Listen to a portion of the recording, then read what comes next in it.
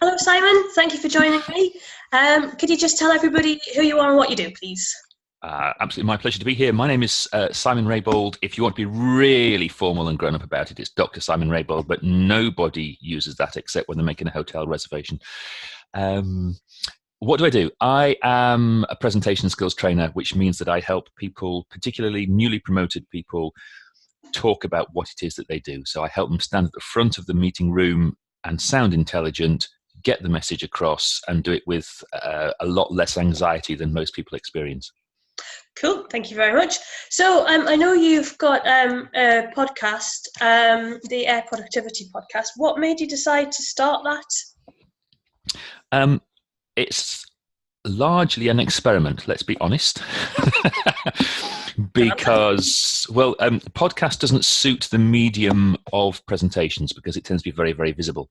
And I wanted to get myself a little bit better known. I wanted to find out what it was like to podcast. I wanted to actually, frankly, and this is going to sound like I am such a Boy Scout, I wanted to get some of the stuff that is known about making an impact and being productive out into the world in a different way. You see, for me, it's, the reason I go for the presentation stuff is not presentations for presentation's sake. I go for presentations because that's a way of making an impact. It's a way of people changing the world around them. And so it's being productive. The things kind of sit together really, really quite well. The more productive you are, the more heads you can bang together, the more you can change of the world. And there is a lot of research about how to be productive that never actually makes its way out into the world. There's a whole load of, oh, hang on, can I swear? Yeah, go on, it's fine. Go on. There's a whole lot of bollocks out there on the internet. But the research is very clear and very different. And I found that podcast was a really easy and comfortable medium for me to explain some of those things. Cool. So who are your typical listeners, or are they not typical? Do you find you've got all kinds of different people joining in? It's quite difficult to get details of them. All I can give you is generalized demographics. Mm-hmm. They tend to be self-employed. Yep. And they tend to be people, or people like the self-employed, who have got some kind of agency. That's the jargon term for they have some kind of control over when they do things. So is this was this unexpected? Because what you were describing was people who are newly promoted, which you would assume would be in a workplace, but your listeners, as you've described, don't sound like that at all. Nope. I was aiming much more for people who were in, for example, middle management. And I found that there are quite a few of those, absolutely quite a few of those, but there's also a lot of people who are the thing that binds them all together is that they've got a lot of pressures on them from a lot of different directions, but they do have some control over what they do when. Mm-hmm. So we are not talking about people on production lines where everything is primer, cocker, setter, detonator, primer, cocker, setter, detonator. Yeah. Are you old enough to remember that? No, I'm just being polite. No. Don't worry, continue. Okay, fine. Okay. So they're not on the factory floor. They're not on conveyor belt stuff. They've got some kind of choice about how long they spend on any given topic. Mm-hmm. And typically they also have jobs that are open-ended, mm-hmm. where there is never any done. There's never any finished. Yes, I know how that feels. Absolutely. We're all kind of there. So it's self-employed and the newly promoted and middle managers, the people that are sort of caught in the middle of too much to do, but with a little control over when they do things. So do you think that you've attracted the self-employed because of the fact that you're quite well known both in the Northeast and nationally because of your work with the PSA and things like that? Do you think people are coming in the hopes of benefiting from your wisdom and experience, and that's kind of pulling in people who weren't the demographic you imagined, but they've arrived anyway?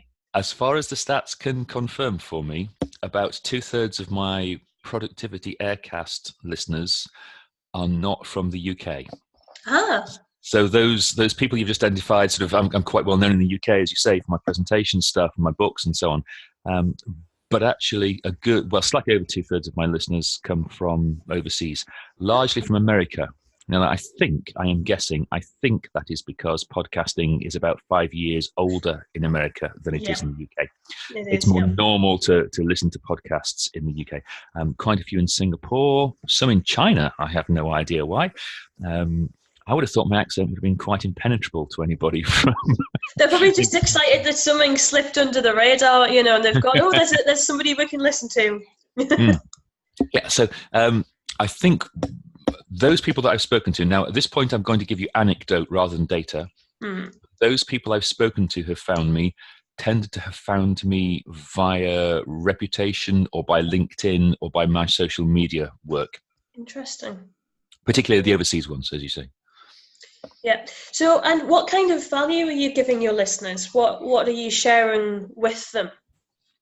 How to get more done without losing your sanity. That's so the strapline is basically any cretin can get more done by getting up before they went to bed the previous night. Yep. Okay, in the short term at least, anybody can just work harder and get more done. Yep. But there comes a point where you have to work a little bit smarter. So a lot of the tools that I'm talking about are things like, the really simple stuff is things like, do you know what, there's no point in working an 9-hour day because your brain goes after about 6. So you might as well just stop after 6 and do something different. So it's really simple stuff about how to get more done and how to have more fun while you're doing it. Brilliant. So how does your podcast help you stand out from say the other presentation trainers or anything like that? What is it that makes a difference? Very few presentation trainers are doing podcasts. Very few. Yeah. There are anybody out there who's ever done a presentation and done it well fancies that they can do presentations training, and that's bollocks, right? Mm-hmm. But very few of them actually go as far as doing a podcast because presentations is very much a face-to-face thing. Yeah, training is very much in the room. I mean, I've got online training courses, and I think they're great, but they're not as good as face-to-face training. Yeah. So very few of them have actually gone as far as podcasting. Mm-hmm. There are some, but not many. And the beauty of it for me is that it shows my audience two things. The first is it shows them a little bit of my style and my personality, so that if they approach me, they are much more likely to be the kind of person with whom I want to work. Sure.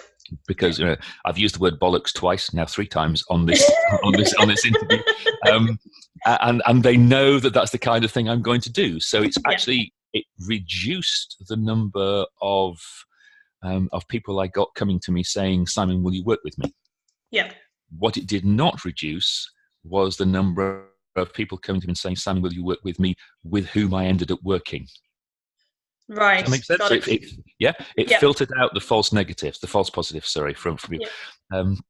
So they get a feel for the style, and the other thing, of course, it does is it proves my credentials as a researcher and as a scientist. Mm-hmm. Because presentations training is full of people who just make crap up and go, 7% of communication is about the words you used. Right? I'm going to slap them all because it's so wrong, it's unbelievable.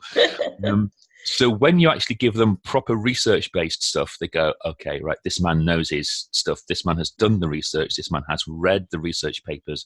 This man understands the statistics. And it gives me credibility and authority. Yeah.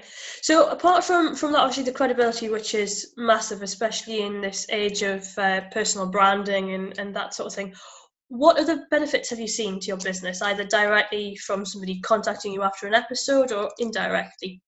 I've had a couple of bits of work from it, and the podcast is not very old, but I've had a couple of bits of work from it. Even with small listen numbers, I've had a couple of bits of work from it. That's and I was quite pleasantly surprised, and I've had quite a few things that might turn into work. So what I've done is started relationships. Sure. And that's, to be honest, that's pretty much what you can ask of social media. You get people interested, you get them to talk to you. And then it's up to you as a real person to convince them that they want to buy stuff. That's it. Yeah. Yeah, that's really interesting. And it is that thing about know, like, and trust. And, if people are hearing you once a week or once a fortnight, then they really do feel like they know you, which I think it's hard for me to say this as a writer, but you get more of your personality over when you're speaking. I think it can be a bit more natural if you're not a writer. Yeah. Okay. And now the other thing about the other advantage of podcasts over the written word, for me at least, is that podcasts are more intimate. Yeah, definitely. You know, they're sitting there with me in their ears while they're running or walking or at the gym or whatever. Yeah. So you become much more a part of their personal life. Yeah, that's true. Whereas if I'm reading something, I'm either holding dead trees here and or I'm reading it on the screen and so on. Either way, I'm in work mode. Yeah. But a podcasts get you past work mode and gets you to talk so that you're talking to the person, not to the business person. Yeah, and obviously that's, as we've said with personal branding, that's even more important. It's all about the individual, isn't it? Yeah, that's really interesting. So I don't think I have any other questions, but if people wanted to find out more about the podcast or about Simon himself, where would they go? Presentationgenius.info if they want to be better at standing at the front of the room, and airbook.life if they want to know more about the productivity stuff. And what if they wanted to experience the live coaching from you in a session? Presentationgenius.info will also get them to the live gigs. Yes, I don't do many live gigs in the UK, to be honest. Most of it is corporate, so I tend to go into organisations and help organisations. I think I only do one public course per year, and I'm not doing that till March of 2019. But all the links are at presentationgenius.info. You might end up doing more gigs in China and Singapore if your listener stats or anything. Possible. I mean, my most bonkers gig was in Singapore. So took me 27 hours to get to Singapore. I did an 8-hour gig. I had 3 hours spare, and it took me 24 hours to get back again from Singapore, which is wow. I've been to Singapore, but I was a stopover and I had a couple of days, so I wouldn't fancy going there and coming back in 2.5 days. Yeah.